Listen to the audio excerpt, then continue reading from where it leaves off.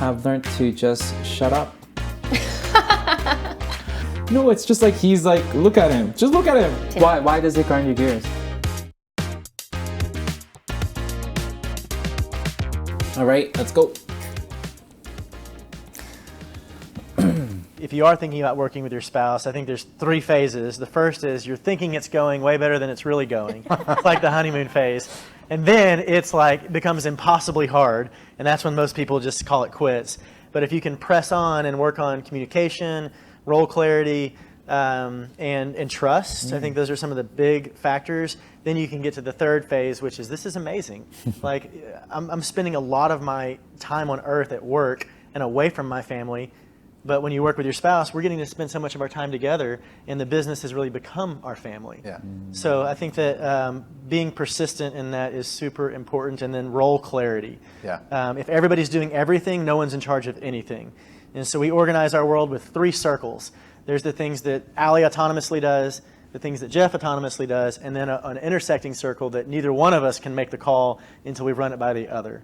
And that was advice from one of our mentors. If you don't have role clarity, you're going to constantly feel like you either have no power or all the power, and then that's going to make your business partner pretty upset.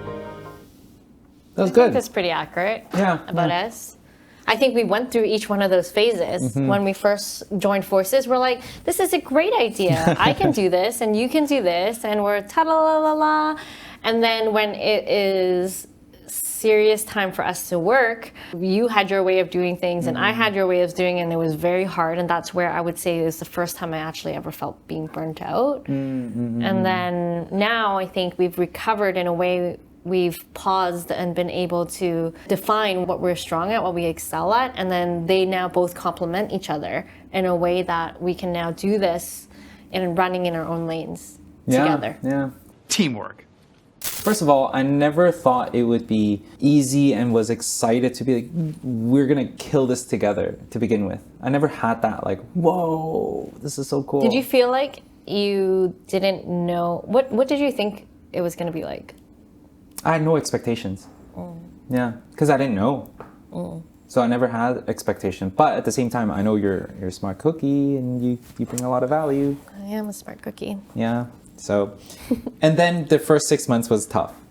It was tough. However, after that, it became better. I don't think we're at a phase. I'm really excited for this year because I feel like this is the 3rd phase we're heading into.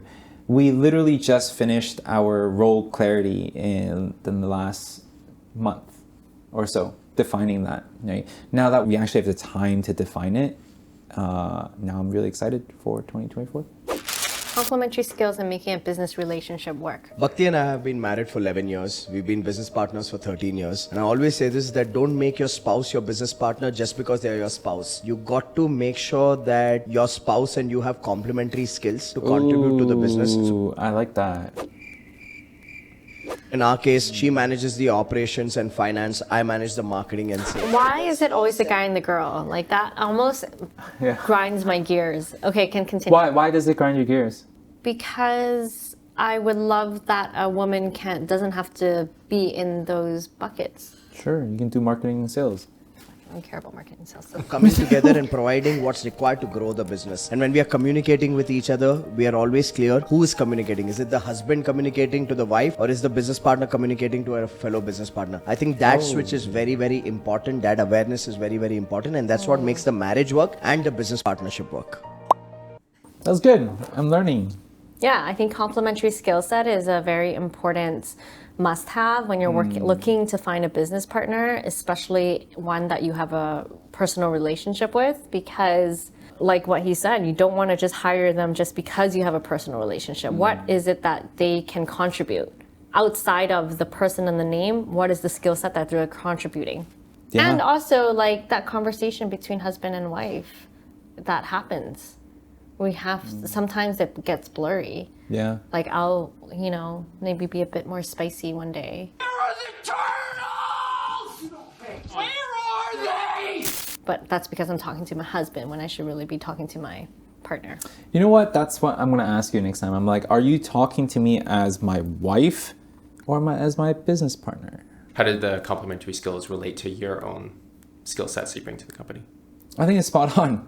Spot on. Like my role is more marketing, more BD, more outward facing, and that's where I personally excel at. And then once that client or relationship is kind of locked in, he passes the baton to me, and then I bring everything to life when it comes to what they had agreed upon. That could be the operations, that could be getting the team, resources, finances, and then delivering it with the utmost quality. The second tip that we wanted to give you guys is learn to communicate. This is very important. Huge. This should be like the top of your list of things. The only takeaway that you have is learn to communicate. One of the biggest parts of this is wording. Wording is everything. It is everything. To give you an example, Christy is our main storyteller and editor for our company, and so whenever she's done with an edit, she puts her whole heart and soul into it. She's super proud of it. Then she brings it to me, shows it to me, and as I'm watching it, I'm like, okay, this is amazing. But then I'm looking for those 4 things that I'm super critical about, and if I'm not careful, 4 things. Hold on. Okay, whatever. But if I'm not careful with how I word things, it can cripple her for the rest of the day. So if I'm like, hey, here's the things that need to improve without even addressing the positives or giving her encouragement, it can really affect her. What I usually do is I make sure that I'm always starting with positive encouragement and that I'm empowering her as an editor so that when I do provide some constructive criticism. You know what? I don't know why. Like, the funny thing is, I can see where the edits are. So my thought is just going, I wonder what happened that they had to cut it out. Some of those are my edits. Okay. And she'll be more accepting of it, and it'll make our films better, make our relationship better as well. And it won't ruin my day. Yes.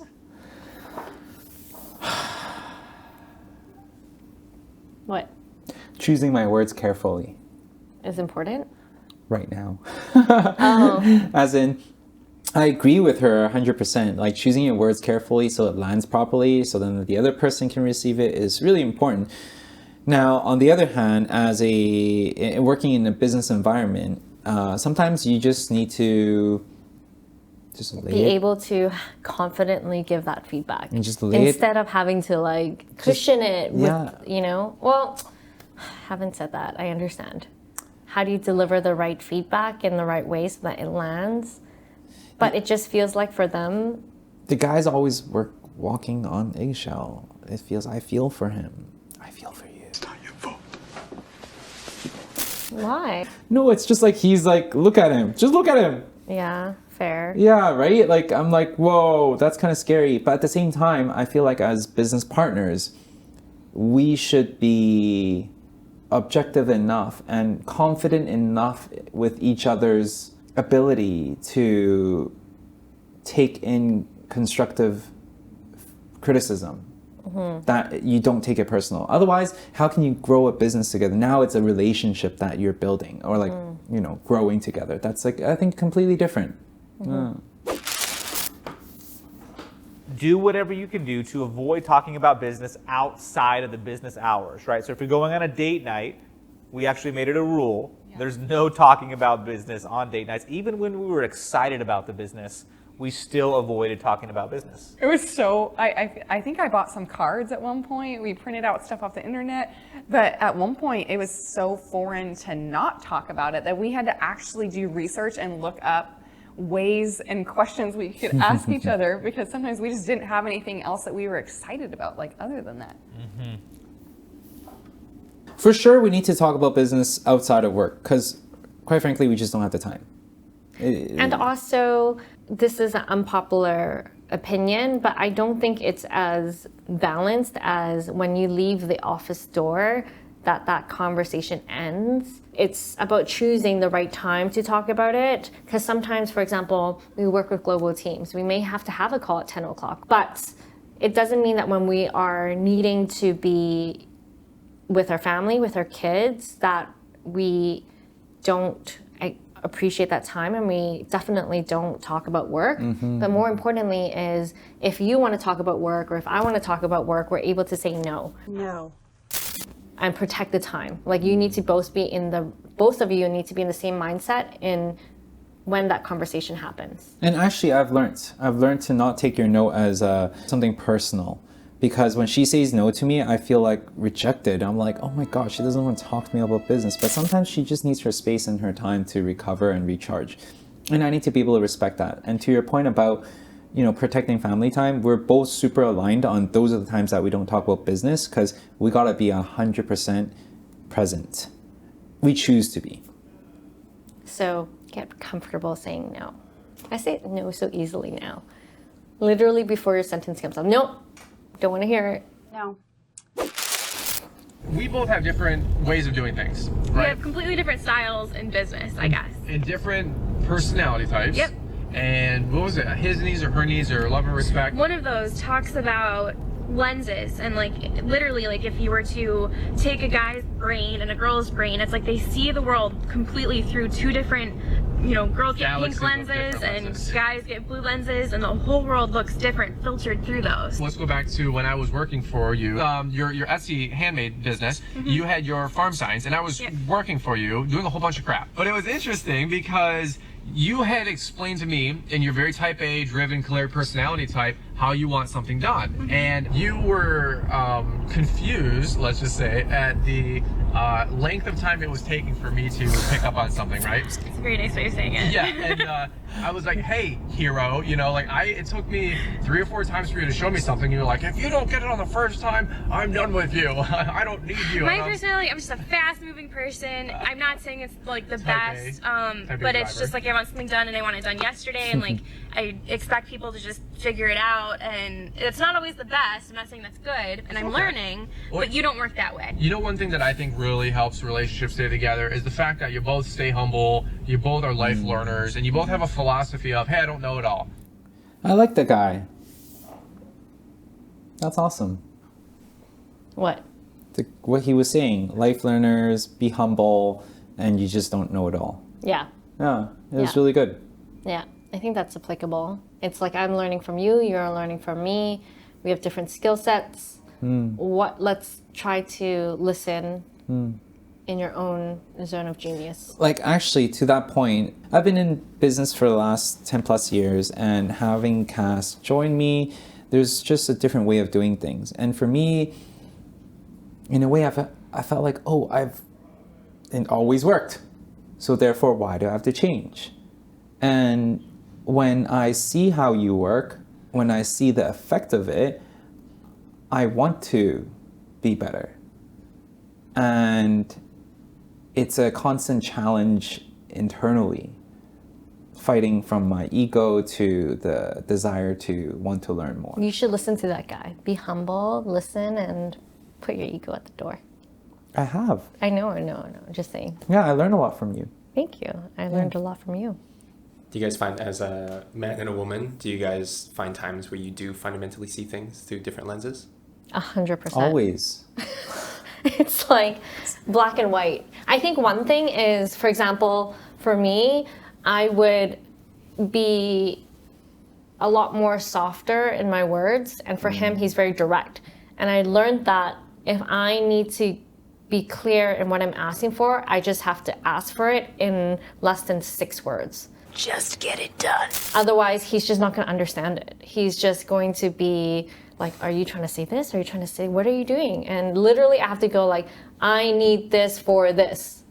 And then he'll be, oh, but for me, for girls, I would say most commonly is that you're so used to, how do you land this in the nice way, or not be so direct because it may feel harsh, but guys are just more need that direct communication. Be clear. Yeah, I know. And Wilson, what about you?